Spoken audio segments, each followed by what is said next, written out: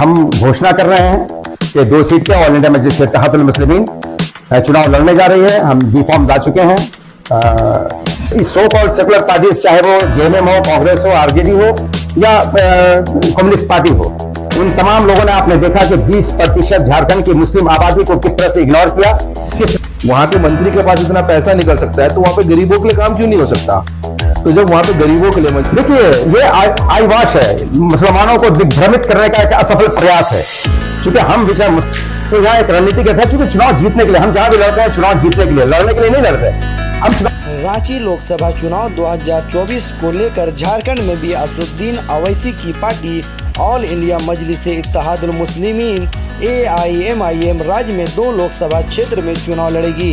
इसको लेकर आज यानी मंगलवार को राजमहल सीट के लिए प्रत्याशी की भी घोषणा कर दी गई है।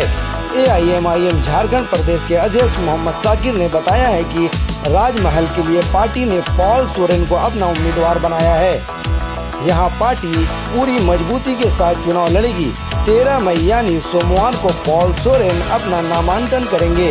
साथ ही मोहम्मद साकिर ने बताया कि गोड्डा लोकसभा सीट के लिए कल यानी बुधवार को प्रत्याशी के नाम का ऐलान करेगी। यहाँ पर पार्टी मुस्लिम प्रत्याशी को टिकट देगी।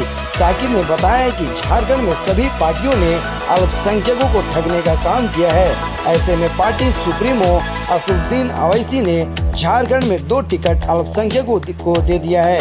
यह एक सराहनीय कदम है। दोनों क्षेत्रों में अल्पसंख्यक का खासा प्रभाव है।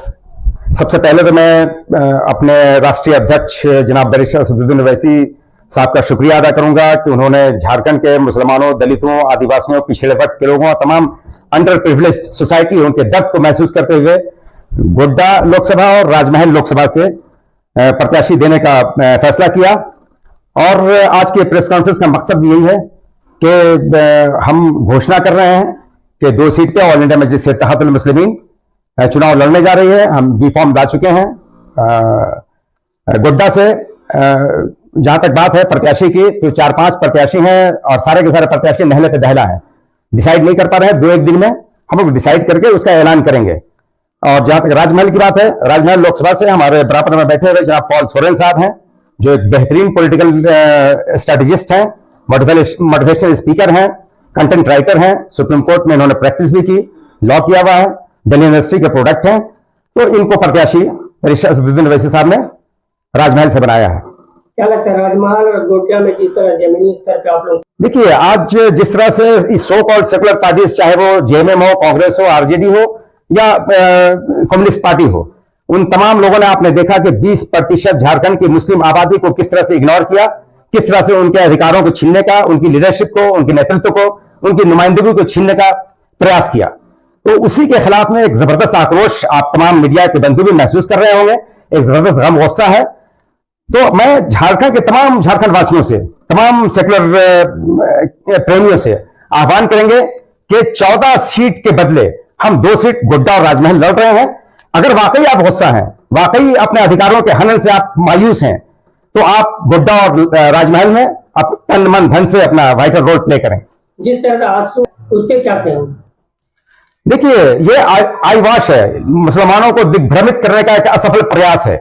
चूंकि हम मुसलमान समाज विशेष रूप से कभी भी अपनी आइडियोलॉजी से, अपनी विचारधाराओं से समझौता नहीं कर सकता। वो तमाम के तमाम कुछ लोग जो हैं वो दलाल हैं, वो एजेंट हैं, जो निश्चित रूप से अपने निजी स्वार्थ की खातिर बीजेपी और आरएसएस की जो कुंठित और कोढ़ी आइडियोलॉजी है, जो आइडियोलॉजिकल करप्ट नहीं है बल्कि आइडियोलॉजिकल प्रोस्टिट्यूट है, वैचारिक वैश्या है, वो नजरियाती तवायफ हैं, तो उनके साथ कभी जा नहीं सकता। इसे भ्रम पैदा करने का असफल प्रयास है। एक मेरा सवाल है, आप दीवाने दिखते हैं, मतलब चाहने वाले बहुत हैं, और खास करके रांची में इसका असर दिखता है, मगर रांची लोकसभा से आप लोगों ने कैंडिडेट उतारा नहीं।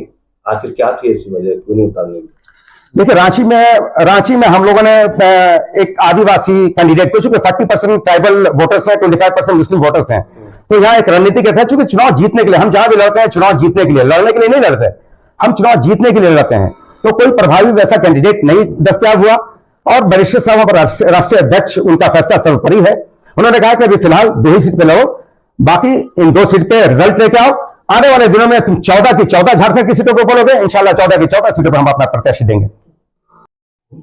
पहली बात तो मैं MIM के जितने भी बड़े पदाधिकारी हैं, सबसे पहले बैरिस्टर साहब और उसके बाद हमारे प्रदेश अध्यक्ष शाकिर साहब का बहुत बहुत धन्यवाद देता हूं कि उन्होंने मुझे एज अ प्रत्याशी सेलेक्ट किया है राजमहल के लिए। दूसरी बात कि क्यों हम लोग राजमहल लड़ने जा रहे हैं और क्यों हम लोग राजमहल जीतना जा रहे हैं। अगर आप सब लोग की बात करें तो आप लोग राजमहल अगर आते हैं तो आप वहां के MP से विजयेंद्र जी से पूछे कि उन्होंने कौन सा विकास का काम करा है, कौन से ऐसे उन्होंने मूल मुद्दे उन्होंने उठाए हैं पार्लियामेंट के अंदर जिस पे कभी काम और लोगों को जवाब मिला है। तो अगर ये सवाल आप उनसे पूछने जाएंगे तो आपको एक ही जवाब मिलेगा कि नहीं हुआ है। आप वहां के लोगों से जमीनी हकीकत पूछेंगे तो लोग आपको पता चलेगा कि एक CM जहां से सेलेक्ट होकर आता है, बरहेट विधानसभा जो राजमहल लोकसभा के अंदर पड़ता है, इतनी बुरी हालत में आज की डेट में, और वहां पे भी कोई काम नहीं हुआ है। सड़क नहीं है वहां पे, अस्पताल की व्यवस्था नहीं है। अगर मुद्दों की बात करें तो कई ऐसे मुद्दे हैं जिसपे मैं आपसे घंटों बात कर सकता हूं। बहुत ही शॉर्ट में मैं आपसे सिर्फ ये कहने वाला हूं कि इन किसी भी मुद्दों पे आज तक कोई काम नहीं हुआ है। दूसरी बात, हाल फिलहाल में आप देखेंगे कि बहुत बड़ी मात्रा में कैश पकड़ा गया। तो जो बड़े नेता हैं वो भी राजमहल लोकसभा क्षेत्र से आते हैं। उनसे जब पूछा जाता है कि इतना पैसा कहां से आया तो वो कहते हैं कि मेरे PA को पता होना चाहिए क्योंकि वो पैसा उनके घर से नहीं आया। तो अगर आप देखें तो ये बहुत एक बचकानी सा जवाब है, बहुत एक बचकाना स्टेटमेंट है कि आपको आपके PA क्या कर रहा है आपको उस चीज के बारे में नहीं पता। ऐसा हो ही नहीं सकता। तो जब आप देख सकते हैं कि एक गरीब क्षेत्र से वहां के मंत्री के पास इतना पैसा निकल सकता है तो वहां पे गरीबों के लिए काम क्यों नहीं हो सकता। तो जब वहां पे गरीबों के लिए मजलिस के लिए, चाहे आदिवासी के लिए, चाहे आम जनता के लिए जब काम ही नहीं हो रहा तो इसलिए हमको अब राजनीति में उतरना पड़ा। जिस तरह से लगातार आपके बयान में कांग्रेस और इंडिया गठबंधन के पे सीधा हमला कर रहे हैं, इसका मतलब लोग जिस तरह से कहते हैं कि MIM B टीम है बीजेपी के, तो क्या समझे आपके बयान से? अगर आप कहते हैं कि MIM B टीम है तो मैं आपको बता देता हूं कि पहले लोकसभा चुनाव जो पिछले बार हुआ था, आपने अभी जो भी बोला है सब इंडिया गठबंधन का, बिल्कुल। कुछ भी आपने, अगर हम लोग B टीम होते तो शायद 14 की 14 सीट पे लड़ते। हमारी कोशिश होती कि इंडिया गठबंधन या किसी और नेता को जीतने ना दिया था, पर हम लोग इस मुद्दे से नहीं लड़ रहे हैं क्योंकि हमको 14 सीट लड़नी है।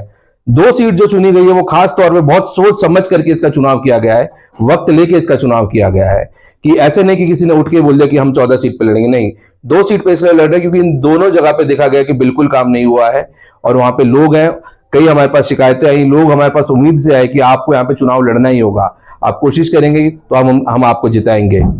तो जो आपका जो सवाल आता है कि B टीम, अगर हम B टीम होते तो दोबारा मैं कहता हम 14 सीट पे चुनाव लड़ रहे होते, 2 पे नहीं लड़ रहे होते। देखिए, गोड्डा में हमारे पास 4 से 5 उम्मीदवारी के रेस में है। हम लोग प्रदेश कमेटी के तमाम लोग आपस में मंथन कर रहे हैं और 24 से 48 घंटे में गोड्डा में भी उम्मीदवार तय करके घोषणा कर दिया जाएगा।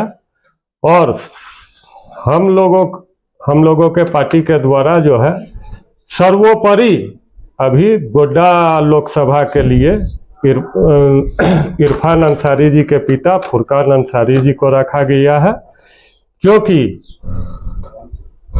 वो यदि वाकई में रहनुमाई करना चाहते हैं, मुस्लिम समाज का दिखावा नहीं कर रहे हैं, तो मैं आप लोगों के माध्यम से उनसे कहना चाहता हूं कि आपके लिए लोकसभा का टिकट रखा हुआ है, आप आए, टिकट ले और मुस्लिम समाज का रहबरी करें।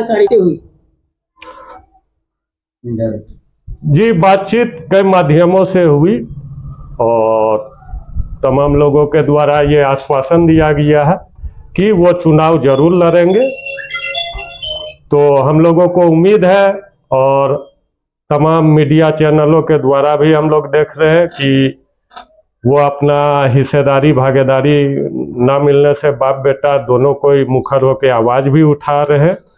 अब तय उनको करना है कि वो सिर्फ दिखावा करने के लिए आवाज उठा रहे हैं या फिर वो वाकई में दोनों बाप बेटा मिलकर मुसलमानों का रहनुमाई करना चाहते हैं, उनको हिस्सेदारी भागीदारी दिलाना चाहते हैं, उनके हक अधिकार के लिए लड़ना चाहते हैं। ये तो आप सीधे उनको चैलेंज कर रहे हैं। जी, चैलेंज नहीं कर रहे हैं हम, वो जो आवाज उठा रहे हैं नहीं लेंगे तो फिर तो आप जिस तरह से बात बोल रहे हैं मुसलमानों का हिस्सेदारी का बात, तो वो तो चैलेंज ही हुआ। चैलेंज क्यों हुआ भाई? आप आवाज उठा रहे हैं, आप हिस्सेदारी की बात कर रहे हैं और निर्दलीय भी आके आप लड़ सकते हो, क्यों बिल्कुल बिल्कुल निर्दलीय लड़िए। मैं यही आह्वान करना चाहता हूं कि सिर्फ आवाज उठाने का दिखावा मत कीजिए, आप मुसलमानों का रहनुमाई कीजिए और लड़ाई लड़िए। आज से नामांकन की प्रक्रिया जो है शुरू हो गई है गोड्डा में, और एक चुनाव भी होने वाला है, लेकिन अभी तक आप लोग घोषणा नहीं किए हैं अपने प्रत्याशी का। देखिए, आज से नामांकन शुरू हो गया है, आज नामांकन खत्म नहीं हो गया। हम लोग 24 से 48 घंटे में उम्मीदवार का घोषणा कर क्या देंगे। लगता है कि एमआईएम के जो आप जिस घोषणा करेंगे उसको सुल्तान अंसारी नाम क्या है? अगर वो आते हैं, वो फैसला यदि लेते हैं चुनाव लड़ने का, तो हम लोग उनके स्वागत के लिए बाहें फैलाकर खड़ा है।